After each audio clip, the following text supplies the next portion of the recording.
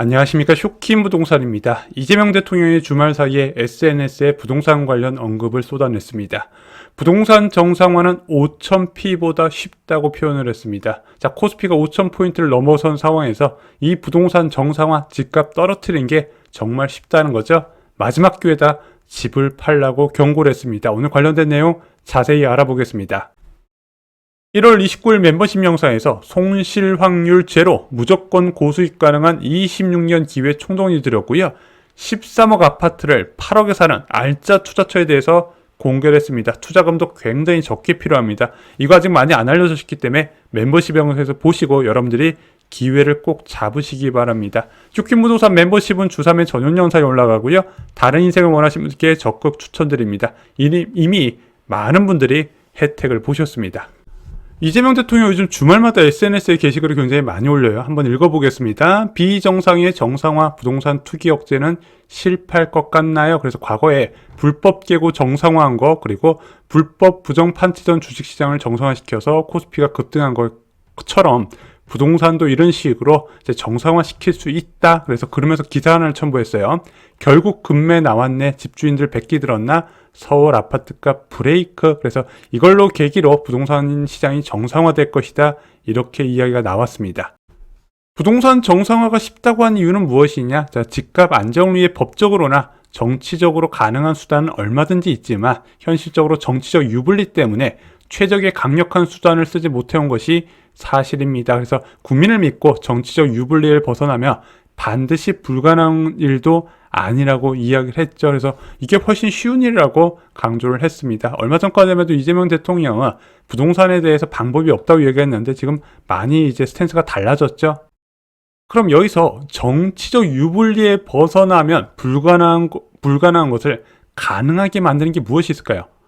보통 정치적으로 도움을 받아야 되는 일, 바로 국회 동의를 받는 세법 개정안이죠. 그래서 부동산 수요 억제책뿐만 아니라 공급 확대책으로 세제 카드가 나올 가능성을 강력하게 암시를 하고 있는 겁니다. 요즘 이재명 대통령 왜 이렇게 투기 이야기를 많이 할까요? 자, 다주택자가 문제라고 이야기했던 이유 한번 살펴보겠습니다. 자, 돈 벌겠다고 살지도 않는 집을 몇 채씩 수백 채씩 사모으는 바람에 집값과 임대료가 천정부지로 올라 젊은이들이 결혼을 포기하고 출산이 줄어 나라가 사라질 지경에 이르렀는데, 그렇게 버는 돈 세금 좀 부과한 것이 그렇게 부당한 것일까요? 이렇게 이야기를 했습니다. 마지막으로 기회 줬을 때 팔아라. 결론적으로 정부는 의지와 수단을 모두 가지고 있으니 정부 정책에 맞서 손해보지 말고 기회가 있을 때 놓치지 말고 감세 혜택 누리며 다주택 해소하시기 바랍니다. 그래서 다주택자가 매물을 좀 팔도록 경고를 하고 있죠. 자, 그러면서 언론들한테도 왜 이런 투기꾼들 편드냐면서 경고장을 날렸습니다. 이재명 대통령의 자신감이 드러난 기사, 결국 급매 나왔네, 집주인들 백기 들었나. 자, 이거는 부동산 R114에서 주간 기준이었습니다. 그래서 전국적으로는 0.06% 하락, 수도권은 0.05%, 지방은 0.1% 하락으로 나왔습니다. 반면에 정부 통계 기준은 지난주 목요일날 0.31% 상승을 했죠. 3주 연속 상승폭이 확대되면서 과열 초입에 들어갔습니다. 부동산 R114와 그리고 한국부동산원 통계에 좀 엇박자가 보이네요. 그럼 현재 시장 상황은 어떨까요? 저희 첫 오프라인 특강이 이제 12월 28일에 있었던 거 기억나시죠? 그 당시에 저희가 무주택자분들께 꼭 지금 집을 사시라고 말씀을 드렸고, 몇몇 추천드렸던 단지가 있는데 토월마을 보원아파트는 6억 7천에서 8억이 됐어요. 한 달 사이에. 가양 9단지 19평은 8억 7천에서 9억 6천이 됐고요. 평촌 어바인퍼스트 34평은 11억에서 17억 7천이 됐습니다. DMC 레미안 2편의 세상 34평은 14억 5천에서 15억 3천이 됐고요. 성봉열 롯데캐슬 골드타운 35평은 15억에서 16억 4천부터 시작입니다. 이건 일부만 사례드린 거고요. 전체적으로 한 달 사이에 집값이 많이 오른 분위기예요. 전체적으로 상승하는 지역도 넓어지고 있고 가격대도 내려오고 있다는 거죠. 물론 이재명 대통령의 SNS 내용처럼 급매가 나오는 곳이 있습니다. 3, 4억 내린 급매물 나왔다. 콧대 넣었던 강남 용산 3, 4억 낮춘 급매물 등장.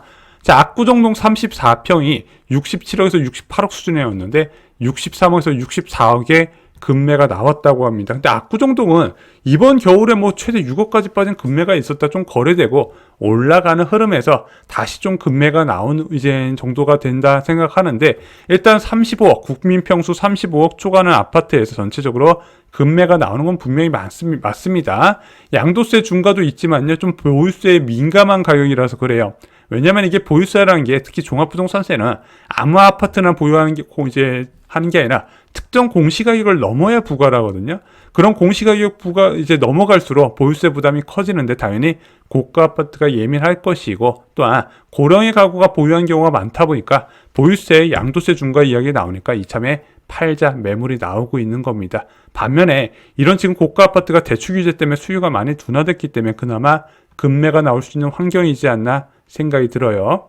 이재명 대통령이 말한 몇 채씩, 수백 채씩 사모으는 사람들, 자, 이 사람들이 지금 대한민국 저출산의 원인이라고 이야기를 하는데, 알다시피 2020년 7월에 취득세 중과 방안이 나왔습니다. 자, 그러면서 규제 지역의 주택을 취득하려는 1주택자, 그리고 위치에 상관없이 2주택 이상자가 주택을 취득할 때는 무조건 중과세율이 적용이 됩니다. 그래서 사실상 다주택자는 이제 시장 진입이 차단된 지 한 5년이 넘었어요. 그래서 다주택자 비율도 계속 줄어들고 있죠. 자, 2024년 주택 소유 통계를 살펴보겠습니다. 전국적으로 다주택자가 237만 7천 명이라고 합니다. 이 중 50대에서 70대가 절반을 차지해요. 1주택자는 1359만 명이라고 합니다. 유주택자의 85.1%를 차지해요. 자, 다주택자 중에서 2주택자가 191만 명입니다. 12%를 차지해요. 전체 주택 보유자 중에서. 자, 3주택자는 28만 3천 명, 1.8%로 그 비중이 크게 줄어들죠. 4주택자는 7만 1000명이라고 합니다. 0.4%를 차지하고요. 5주택 이상자가 11만 3천 명, 0.7% 정도가 됩니다. 아마 이분들은 이제 예전에 이제 다주택자가 됐겠죠. 지금 이렇게 되는 게 불가능하니까 대부분은 1주택자하고 2주택자예요. 물론 예전에 이제 주택수를 마구 늘렸던 게 유행했던 시절이 있고, 그때 장기 임대 사업자라는 이제 장기 임대 사업자 제도를 통해서 아파트 등록 임대하신 분들이 많이 계시거든요. 올해 3월부터 12월까지 서울 기준으로만 약 2만 2천 가구가 예상이 된다고 합니다. 그래서 자동 말소되기 때문에 이제 양도소득세 중과는 이제 배제받을 수 있겠지만, 이제 보유세 강화 부분은 이제 적용이 되다 보니까 아무래도 이제 매도 압력이 좀 가해질 것이다 생각을 합니다. 다만 이게 한 번에 나오지는 못할 거예요. 왜? 토지거래 허가구로 지정됐지 않습니까? 그래서 시장 매물 출현이 쉽지가 않다. 지금 양도소득세 중과를 해도 강남 지역에서만 나오는 이유가 바로 여기에 있습니다. 원래 좀 많이 쏟아져야 되는데 쏟아지기 어려운 구조라는 거죠. 그래서 지금은 좀 양도소득세 중과 제도에 따라서 영향은 좀 고가 아파트에 한정됐다, 이렇게 말씀드릴 수 있을 것 같아요. 기회를 줬을 때 팔아라. 정부 정책에 맞서 손해보지 말고, 기회 있을 때 놓치지 말고 감세 혜택 누리며 다주택 해소하시기 바랍니다. 자, 2017년 파리부동산 대책 당시에 규제지역의 대폭 확대와 양도소득세 중과 제도가 도입되면서 당시 김영미 국토부 장관은 살지 않는지 파시라고 권했고요. 대통령실 김수현 수석 역시도 내년 4월까지 집 팔 기회를 드리겠다고 강조를 했습니다. 자, 그리고 그 이후에 보유세까지 같이 인상이 됐죠. 자, 그리고 문재인 정부 당시 부동산 가격 흐름 보겠습니다. 자, 2018년에 규제가 가해졌음에도 불구하고 집값은 더 많이 올랐죠. 그래서 한 기사 보겠습니다. 집 팔 기회 드리겠다. 문정부 경고 무시한 사람만 돈 벌었다고요.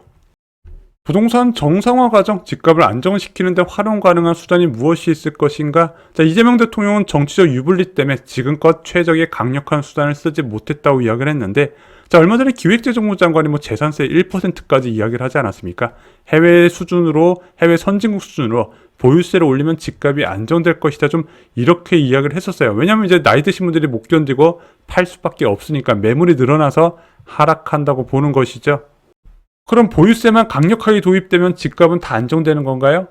자, 대표적으로 보유세가 높은 국가 미국 이야기를 많이 하죠. 자, 미국 주택가격 지수 봤더니 10년간 2배 정도 올라간 지수가 보입니다. 전국 주택가격 지수예요. 자, 10월에 미국 전국 주택가격은 1.4% 상승했고요. 뉴욕은 무려 5% 급등했습니다. 자, 그래서 트럼프 대통령이 천정부지 집값의 기관 투자자 단독 주택 매입을 금지까지 추진시켰어요. 참고로 미국의 지금 모기지 대출 금리는 7%대로 알고 있습니다. 그렇게 높음에도 불구하고 핵심지 지역의 집값은 계속 올라가는 추세가 된다는 거죠. 주요 선진국의 보유세가 높은 것은 맞는데 그 선진국의 수도 집값이 저렴하냐, 임대료가 저렴하냐, 그렇지는 않다는 거예요. 문재인 정부 당시 보유세는 3차례 인상을 했습니다. 자, 그래서 9.13 부동산 대책, 12.16 부동산 대책, 7.10 부동산 대책, 그래서 0.5%였던 최저 종부세 세율이 1.2%까지 치솟고요. 2.7%였던 최고 세율은 6%까지 올라가게 됩니다. 과연 이 수준을 넘어설 수 있을 것인가? 그래서 기존에 종합부동산세 기반의 세율을 산철할 것인지, 아니면 예전에 이재명 대통령이 얘기했던 국토보유세 이런 식으로 전환할지는 아직까지는 알 수는 없는 상황입니다. 일단은 어떤 식으로든 정책이 나올 것 같은데, 제가 지난번에 영상에서 말씀드렸지만 가장 간단한 거, 세법을 고치지 않고 시행령을 통해서 정할 수 있는 공정시장가격 비율 인상이나 공시가격 현실화 방안 등이 거론이 될 것으로 보여집니다만 단계적으로 늘어날 것 같아요. 일단 이재명 대통령은 세제 개편은 공론화가 필요하다고 강조를 했습니다. 이제 설탕 부담금이나 부동산 세제 개편, 양극화 완화 등을 위한 제도 개혁처럼 이해관계가 복잡하게 얽힌 어려운 문제일수록 국회와 오해가 많다. 그래서 정확한 논리와 사실관계, 실제 현실 사례에 기반한 허심탄회한 토론화와 공론화가 필요하다. 자, 그래서 일단 이런 과정을 거치기 때문에 당장 보유세가 급등하거나 그러지는 않을 것 같습니다. 다만 그동안에 이제 시행령 통해서 계속 유예됐던 세제 혜택들은 줄여나갈 가능성이 커요. 주말 사이에 SNS 발언에 양당에서는 뜨거운 논쟁이 있었습니다. 국민의힘 이재명 대통령 주택 보유자 협박하냐, 좀 표현이 세긴 했죠. 더불어민주당 국민의힘 투기 자본의 꽃길을 좀 열어주고 있다. 자, 이렇게 서로 비난을 하고 있습니다. 자, 더불어민주당 정책위 의장인 한정혜 의원은 부동산 세제 개편 배제 안 한다고 이야기를 했습니다. 그래서 청와대와 결을 같이 할 것으로 이야기했는데 아직까지 보유세에 대해서 직접적으로 언급은 안 하고요. 무엇인가 연구 용역 결과가 나오면 그 뜻에 따라, 정부의 뜻에 따라서 여러 가지 대안을 받을 것이고 그 대안 중 선택하겠다고 이야기를 했습니다. 오늘 결론 말씀드리겠습니다. 자, 이재명 대통령이 다시 한번 다주택자한테 매도를 권유했습니다. 자, 현재 시장 흐름이 2017년 파리 부동산 대책 이후에 문재인 정부와 흐름이 좀 유사하지 않나 생각이 들어요. 그때도 양도소득 중과 시행 이전에 팔라고 좀 권유를 많이 했었고, 그 이후에 안 파니까 이제 보유세를 높였단 말입니다. 이번에도 그럴 가능성이 있어 보이는데 문재인 정부 당시에는 그때 안 판 사람이 승자였어요. 자, 강남권은 급매가 출원했고요. 반면에 20억 이하는 강세입니다. 대출 한도에 따른 차등 결과인 것 같아요. 자, 다주택자 보유세 강화 방안이 유력합니다. 그래서 아마 이재명 대통령도 문재인 정부보다 더 강력한 보유세 정책을 세우려고 할 것 같은데 모두 다 떼기는 어렵고 다주택자 중심으로 강화 방안이 나올 것으로 보여집니다. 구체적인 소식은 이제 연구 용역이 나오는 시점에서 결과가 나올 거기 때문에 아직까지 시간은 많이 남았다 말씀을 드려요. 오늘 준비한 소식은 여기까지입니다. 제가 복잡해지는 부동산 시장 저희가 제일 먼저 여러분께 소식을 전해드리고요. 또한 시장 전망을 정확하게 하도록 열심히 노력하겠습니다. 좋아요, 구독 꼭 부탁드립니다. 감사합니다.